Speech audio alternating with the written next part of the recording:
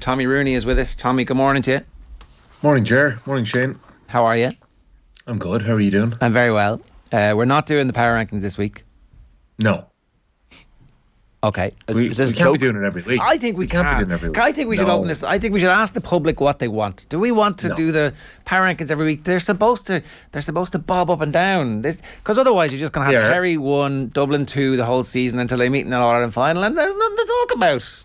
That's not necessarily. Got to give the public what they want, Tommy. During the championship, I'm happy to flip-flop a bit more, but during the league, lads, I just think we need a bit more to go off. A bit more evidence. The league's taking on more importance, though, Tommy, isn't it? Shane, Monaghan wouldn't be moving, and Clare wouldn't be moving either, Ger. Well, good win for Monaghan. Is it because Meath would have moved down? Is that why you didn't want to do it? Maybe. No, not at all. I actually feel very uncomfortable having Meath where I do. Where do you have them?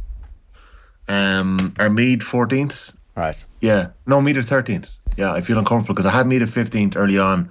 They were starting from a low base, from where they ended last year, and you could see it was great to get the 2 wins. Meath people had the chest out.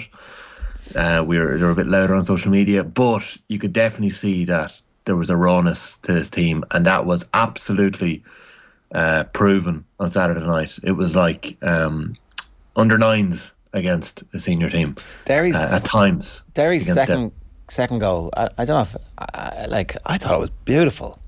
It was like maybe you can't appreciate it, Tommy, but it was like it was, yeah. There was a goal that Argentina scored against, I want to say Yugoslavia in the World Cup. Was it the fourth Cambiasso one? There's like 1,000 passes. Yeah. And there's a side foot into an empty net, and you're like, oh my God, wow. And there was just a bang of that. There was like Derry, side to side, pro, bang.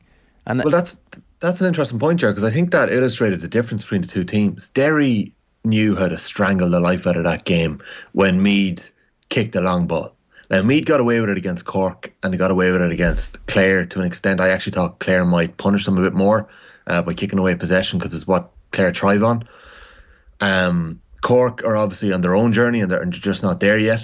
But look, I do think Meath will get joy out of a bit more of a direct game. You saw the damage that Cork did against Dublin, going direct into the Cork full forward line to Hurley, and Chris O'Jones got a bit of joy early on.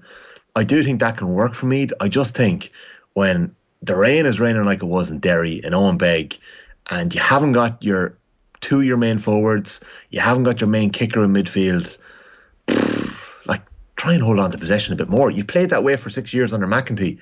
Just a little bit more of a marriage of styles, a bit smarter, a bit more smarts would have made a difference there. And coming up against Gallagher's Derry, who were one of the smartest teams going, it wasn't pretty to watch. I think there's a bang of Galway in their first season under Joyce, where it's like it's going to be my way, old school, and then there'll be a come to Jesus moment where they're like, well, maybe we could do a little bit of everything.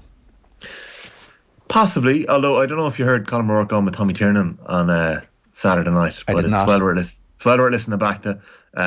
Great chat. It's funny, he was a geography teacher back in the day, so there's a nice dynamic there. Tommy opens the show by saying, "Jays, did you ever think when you were kicking me out of class that you'd be sitting on my show in about 20 years' time?" But if you listen to Colin O'Rourke and that, as a Meath person, it would give you a bit of hope that something will come from it, because he takes his football very seriously without taking it seriously, if you know what I mean. So I think he could facilitate, something fresh in that Meath panel. Like, Meath have got coaches that were involved in the women's rejuvenation, and Shane Wall and Paul Garrigan, Stephen Bray and Barry Callahan are really highly rated too. So O'Rourke has quietly built a really good team around him. And it's a very, very young Meath team, and that is why I wasn't getting my hopes up too high. Like, they're full backline lads.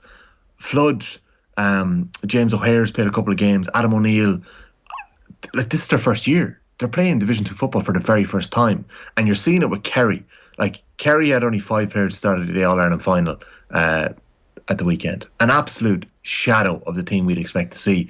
Galway, while it feels like they're making a lot of changes and they're missing really important players like Walsh, Comer and Finnerty, still had 10 players who started that final last year, and they're getting a bit more out of the 4 or 5 lads they're bringing in. And even the new lads they're bringing in, it's Peter Cook and Ian Burke. So they're able to ingratiate the newer players like maybe Daniel Flaherty, or even Owen Kelly, who's playing inter-county football really for the first time, they're able to integrate them a bit easier because they're playing with the main players and established players.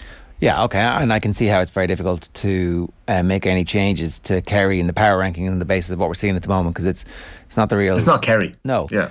Although it's interesting that they do look different when they start to bring the players back, even in the same game.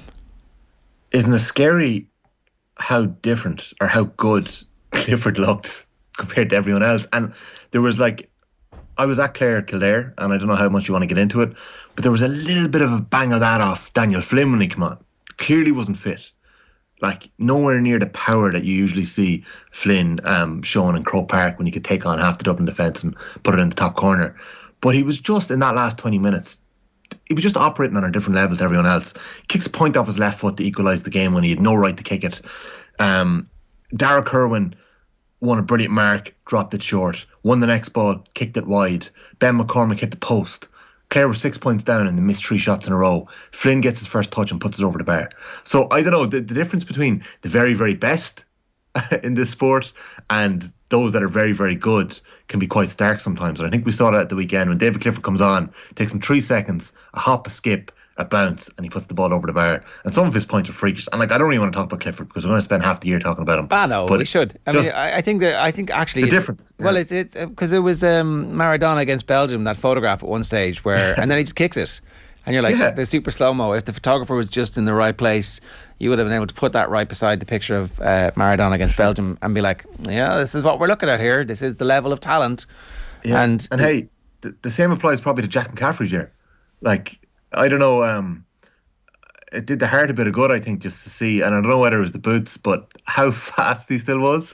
And this is somebody who hasn't played club football, he hasn't gone to Boston and had a summer of football.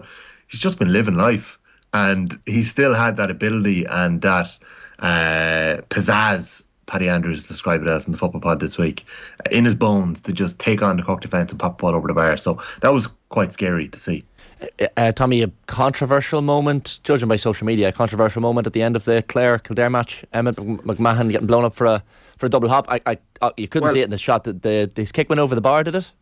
So the double hop you're referring to happened in the first half. Okay, sorry, right. The controversial moment in Clare Kildare was, so I scratching my head now. Now I have to put it on the record and say Colin Collins came out after the game and refused, he wouldn't engage in any questions about the referee. He blamed his own team for the manner in which they went into their shells when they were 6 points up. They didn't attack. You could hear the Clare sideline roaring at the team to go forward, but it's that natural thing that where teams can sort of retreat into their shell when they're a man down and they're protecting the lead, or a man up and they're protecting the lead. But Clare never looked like coming back into it, never looked like getting a goal. A bad hand pass goes to the Clare keeper. He slips, touches the ball on the ground, ankle taps the Kildare forward, black card. Emmett McMahon goes into goals. He slips with his 2 kickouts. Clare retain possession on 1. Kildare go down and equalise, and then Kildare have one more attack and come down the right touchline, and they're actually going for goal. It looks like the Kildare forwards going for goal, even though a point will do. And Pierce Lillis makes an unbelievable block, but out of somewhere the referee gives a free. I haven't seen the highlights. I didn't see Teach Carr last night, but I don't know how it was a free. Anyways, McMahon top, he missed it. To be honest, there was a couple of odd decisions in that game, but Kildare fans were tweeting me at halftime going crazy that the referee had completely ruined the game in them, that he was giving everything to Clare. I didn't see it that way. He gave, I don't know, Shane. I just think refereeing is an impossible job at the minute. Yeah, and the umpires aren't helping enough. Yeah, the umpires aren't helping enough. The linesmen sometimes help out, but sometimes don't. It's not defined enough. I just think it's nearly an impossible job at the minute. Kildare's start of the season was really bad in terms of the home defeat to Cork being so catastrophic in nature. It wasn't close. It wasn't a game. It was over at half time, and there was hope that they were going to be able to use the opening performance against Dublin, where we had expected Dublin to come out all guns blazing, and it was tight and close, and Kildare took a little bit of comfort from the fact they were able to come back into the game against the Dubs. It turns out everybody's going to be able to come back into the game against the Dubs, I think, this season. That if Dublin are going to win this year, they'll be squeaking it out down the stretch. Especially it appears in the league, Ger, and potentially even in Leinster, and Leinster matters less than ever before when you look at the way the All-Ireland set up this year. Provincials actually don't matter. with the All-Ireland round robin series that's going to take place, and only 4 teams are going to be knocked out after the 16 team groups, the 4 groups of 4, only 4 teams are going to be knocked out. So it's going to be a weird year. But anyways, Dublin, you're right, teams are going to be in it, but their last 4 scorers after Lee Gannon got sent off were Brian Fenton, James McCarthy, Con O'Callaghan and Jack McCaffrey. So, when they're all there together, it's a pretty frightening prospect. But Cork came right back into it. That's the thing. So, they're relying on those players, all of whom were in the shout for Player of the Year 4 or 5 years ago, right? And 3 years ago. But at the same time, they haven't moved on. That next generation, that production line has stalled. And I'm not quite sure. Eamon Fitzmaurice was talking about, he wasn't quite sure about what the identity of the team was, and they're not playing with smiles on their faces. I think Jack McCaffrey's going to put a smile back on their face. I think James McCarthy's going to put a smile back on their face too. And certainly, it's cavalry coming at an important time. But Laro said the word has gone out in the Premier League, you go at Liverpool. And I think the word has gone out now, you go at the Dubs. And particularly, even if they get a lead on you, you keep going against them, because, I don't know, the advantage that they had in pace and power and physique, and the game was over before you went out, that's gone. Are you saying they're mentally weak? Is that what you're saying? I'm not. Okay. I'm saying that they're no longer 10 points up before the ball is kicked. I like the sound of what you're saying, Ger, and I wonder when any inter-county managers listening in now roll a bit of Laro in the dressing room before a game to go at them, go at the Dubs. And I think, to be honest, I think you're onto something.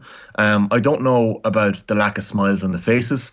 I have a question, given the way the year is set up and how manic it's going to be in terms of the amount of games and the intensity of matches. I'd have a question over who is at proper championship level yet. James Horn had it in his column at the weekend that Mayo are already at a championship level condition. I'm not sure if they are or not. We only really saw them in action for half an hour against Kerry and they completely tailed off in the second half. I wonder, have the Dubs just been going through an absolutely rotten training regime? We didn't see Jack McCaffrey until the weekend. There's no way he wasn't ready to go a couple of weeks ago. They were just putting the hard yards into him. He did look fit. Building them. Do you know what I mean? Building them up. And James McCarthy looked fit. McCarthy looked fit. Do you know? And they're going to get Paul Mannion back too. Paddy Small is going to come back at some stage. I do think the Dublin's level beneath those players for whatever reason. The players, maybe the level was so high during the 6 in a row that nobody else that could have been good enough could get a sniff. Maybe that level is just at a low bar and they aren't going to get any new players. But hey, if Desi Farrell comes through this league and he's discovered the fact that Jack McCaffrey and Paul Mannion can still play, it's no bad thing. I know we're not dwelling on the power rankings. I know we're not, right? But Down are ahead of Kildare. Down are 12, Kildare are 13. Down just lost it for Monaghan. Down? No, you're looking at a mistake there. That's a mistake. Down are 19. Am I right in saying Monaghan 10, Roscommon 9, Donegal 8 was the last week? Yeah, it's not. You got to move Monaghan and Roscommon above. You certainly got to move Roscommon above. Davy Burke's a big story. No, that's the story. Shane, you're looking at a mistaken graphic that was up in week 1. Apologies, Tommy. So Monaghan are 10, Donegal are 9, Roscommon are 8. Fair enough, but Roscommon are going to move up. I'm looking at the bench. And I'm not trying to G up. My housemate from Roscommon thinks I'm G'ing up. Tommy's shifting uneasily here. Yeah, well, listen. If you were the full back, you'd be expecting a thump around the head around now, Shane. But go on. I know, yeah, but listen. Monaghan are playing Roscommon this weekend. I'm not trying to G them up, as my housemate thinks I'm trying to do this week of all weeks. Well, maybe a little bit I am, but it's in Clonus, Shane. It's in Clonus, of course. Monaghan are fighting for their lives. Yeah, Monaghan need the points more than Roscommon. Monaghan have shown it over the last number of years that when they need to survive, they're the cockroaches. Yeah, they are the cockroaches. I think Malachy Clerk can call them the cockroaches of Division 1. They will survive no matter what. But that's certainly a way of putting it. Look at the lads that came off the bench for Roscommon. Derek Craig, Conor Cox, Donny Smith. The strength and depth, and the G-ing up that Davy Burke does on the sidelines. I really like this Roscommon team. I don't believe you. I think you've got a smirk that is just edging its way across your face. No, genuinely, yeah. Look at Roscommon. I have an awful soft spot for Roscommon. I have Roscommon people tweeting me at the weekend, where are your power rankings now? Where did they want them to go? Higher than James Dunn, who said in the football pod this week, Roscommon are not going to win the All-Ireland. And I couldn't help it. My eyebrows raised. And Paddy ended up, what are you doing? What are you doing raising your eyebrows? Roscommon are not going to win the All-Ireland. And they were absolutely adamant that Roscommon cannot win the All-Ireland. I'm not going to say that. Okay. But I don't know how high I'm putting Roscommon yet, because I will put it on the record now that Davy Burke has done his job if he keeps Roscommon in Division 1. When Roscommon are playing Mayo 7 days after the league final, do they really want to be in a league final? No, I think that that's clearly a problem with the scheduling of the league and the championship at the minute, and they need to work that out. But I would say that I don't think Roscommon are going to win the All-Ireland this year either, but I do think that we're getting to a point where Roscommon will give their fill of it to one of the teams we expect to win the All-Ireland. Yeah. If they were up against Derry, or if they were up against Galway, and I'm talking out of Connacht, so like in an All-Ireland quarter-final, if they were up against Derry, if they're up against Tyrone, if they're up against the Dubs, if they're up against Kerry, I would expect Roscommon to be in the game with 20 minutes left to go. Now, I would still expect Kerry and Dublin and Tyrone to be able to handle their business. I would expect Galway to be getting stuck into some weird tribal nonsense that they don't fully understand, and any random stuff could happen. But like, in a way that I would not say for most other teams, no, that's a fait accompli. We know exactly what's going to happen. It's going to be a 5 to 7 point victory, and that 5 to 7 point gap will open up in the first half and never get closed again. This team just looks a little bit dangerous. They've got a puncher's chance. Yeah, no, I do think that you're right. I think they will cause problems, especially Mayo in that first game. The round robin series would give them a chance to cause problems again. I probably just haven't seen enough for Roscommon yet to know what's different. Like, I know a lot of those lads, and they've won a couple of Connacht titles, and they've won Division 2 league titles. There's medals in their back pockets. They were quality underage, and Roscommon have had this ability. And I think what they've done is there's been very, very little between the 10th best footballer in Roscommon and the 35th best footballer in Roscommon for the last 10 years. And I think what's happened is Davy Burke has come in and he started a blank slate, and he's making them all fight for their places.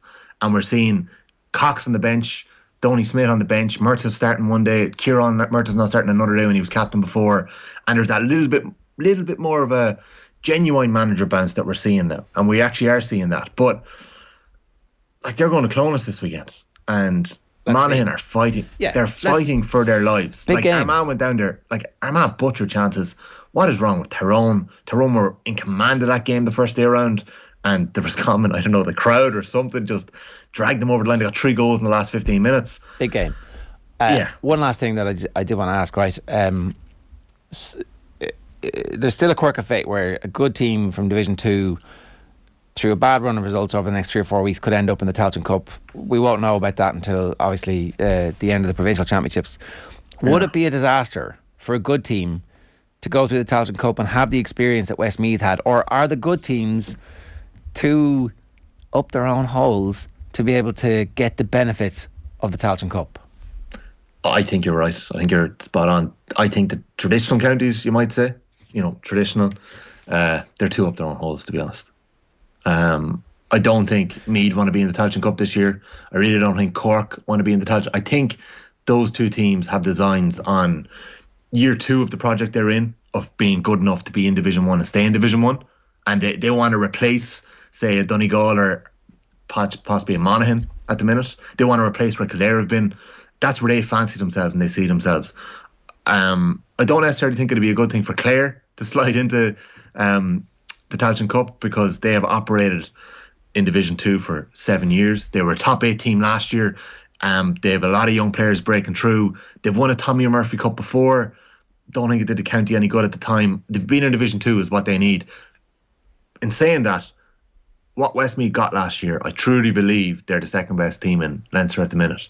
And that bounce in the Tailteann Cup gave it that. So, it isn't a bad thing. And I think a Down could get a huge benefit from a Tailteann Cup run. A Cavan, and it looks like they may be resigned to playing in the Tailteann Cup this year, could get a good run there too. So I'm not dissing the Tailteann Cup year. I just think you're right. I think some counties, a little bit, that they're too up their own holes. The traditional counties maybe, but it isn't really what's right for their progress right now. Okay. Absolutely, we want reactionary power ranking, says Jamie Dominican. Rory Larmour, disgraced. Dominican. That's a Roscommon name. Dominican. That's a Roscommon name. Yeah, Roscommon name. I was Dominican. Jamie Dominican, is that him? Am I doing him justice? That's a Rossi name. Yeah, there was a Peter Dominican a couple of years ago from Roscommon. Rory Larmour, disgraced. There's no power rankings. Monaghan. Monaghan and Roscommon up 1 each. Donegal down 2, says Rory Larmour. No. Everybody wants this, Tommy. Everybody wants Donegal down 2. Like, where are you putting Donegal? You're putting Donegal beneath Clare, who have lost 2 games, and Westmeath, who are in Division 3. Like, lads, the power rankings are perfect. They're spot on. Roscommon, if Tyrone get relegated, Roscommon might go above Tyrone. But, like, I don't see Roscommon going ahead of the 2020 to Ulster champions Derry, who are in 6th place. I think we just need to do these conversations every week and let the people decide. That's all I'm saying. Okay. Anyway, maybe. All right. Tommy, Okay. you see, you're too emotionally invested. You're attached to them. I am emotionally invested. It's important, lads. They matter. It is, but then they have to go up and down. Otherwise, they never change. Roscommon. My sanity matters too. Well, okay, that's true. That's an important call, right? Yeah. The bookies have Roscommon 11th favourites to win the All Ireland, 80-1. That's wrong. That's wrong. 10 favourites. 10 favourites is Cork. They've Cork and Donegal ahead of them, and Monaghan ahead of them as well. I wonder what Tyrone were after Kerry stuck the 7 goals past them that time. Yeah. Yeah, that'd be interesting to find that's a out. good point. Yeah, fair Tommy, play, lads. Excellent, good stuff. Football pod available wherever you get your football pods. The football pod is out right now. Paddy's in Leuven. It's not Bruges, but it's just like it. He's in Belgium at the minute on a college trip. James was doing his homework this week. He's done a deep dive on the depth that's available to Pádraig Joyce, because that chase for squad depth is so important this year. The lads give Meath their fill of it. There's a little bit of Paddy getting excited about the Dubs being back, and I asked the two boys the question that if there was a world where after 2 years of being in the football pod they were to return to inter-county football, would they retain any of their pace? And they both agreed that they wouldn't. So see you later, boys. Thanks. The door is shut.